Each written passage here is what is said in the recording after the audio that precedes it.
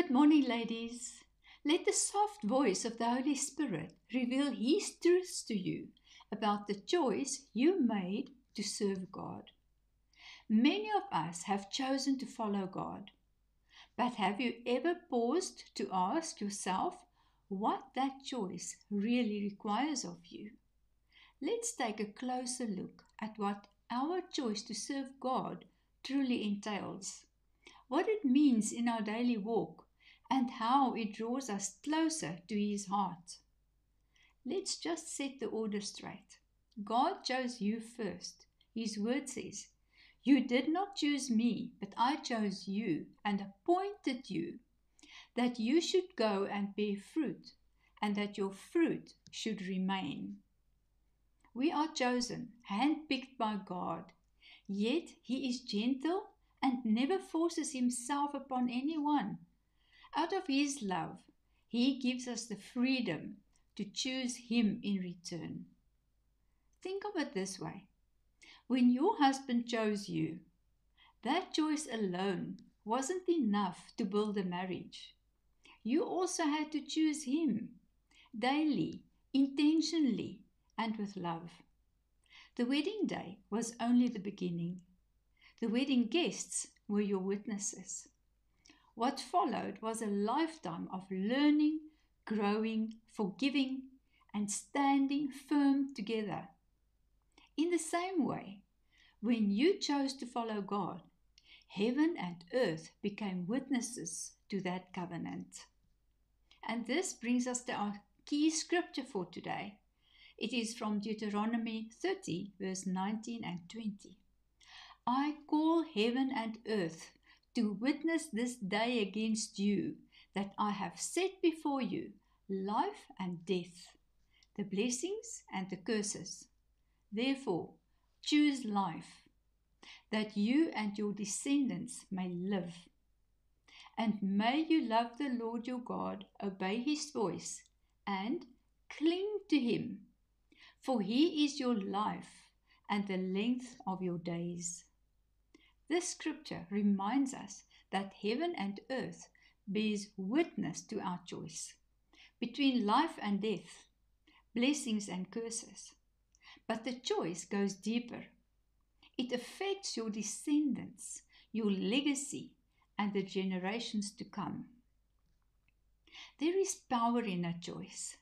The Bible teaches that the choice to serve God defines your character, your destiny, and the legacy you leave behind. Choosing life means aligning yourself with God, obeying His word, and embracing His blessings. Every choice to honor God opens the door to life, health, peace, and long-term fruitfulness. When you choose to serve God, you live for Christ. For to me, to live is Christ and to die is gain. That is what we read in Philippians 1, verse 21. Every day you decide who or what you live for. Are you living for temporary pleasures, for people's approval, or for Christ? Choosing Christ as the center of your life brings clarity, peace, and eternal reward. And it seems evil to you, this is what the word says, it seems evil to you to serve the Lord. Choose for yourselves this day whom you will serve. But for me and my house, we will serve the Lord. We read that from Joshua 24, verse 15. Serving God is intentional. The world will present you with different choices: comfort, success, fear, or self. But your choice to serve the Lord separates you from the world.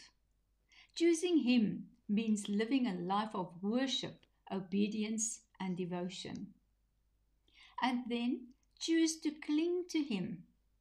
Among all the good choices, love, joy, gratitude, there's one key question. How do I cling to Him? Our scripture in Deuteronomy gives us the answer. Love the Lord your God, obey His voice, and cling to Him.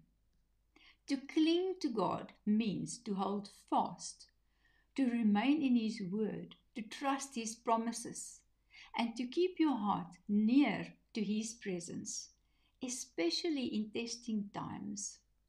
The word says in James 4 verse 8, draw near to God and He will draw near to you. When you walk with Him daily, you are also choosing surrender.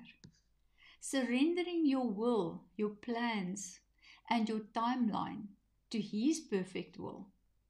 You are already choosing His presence over your own understanding, His truth over your own reasoning, and His purpose over your own comfort. Choose to ask God. It was Solomon's choice to ask God for wisdom. His question revealed his heart, and that question became the key to his destiny. Because the word says in James 1 verse 5, if any of you lacks wisdom, let him ask of God, who gives to all liberally and without reproach, and it will be given to him. Ladies, God is inviting you today to ask, what do you truly desire from me? When you choose to ask, you choose intimacy, you choose dependence, you choose faith. May He grant you according to your heart's desire and fulfill all your purpose. When you ask God, you are saying, Lord, fill my mouth with your words as you promised Jeremiah to do. Let your fullness work through me so that I may reflect your glory from glory to glory.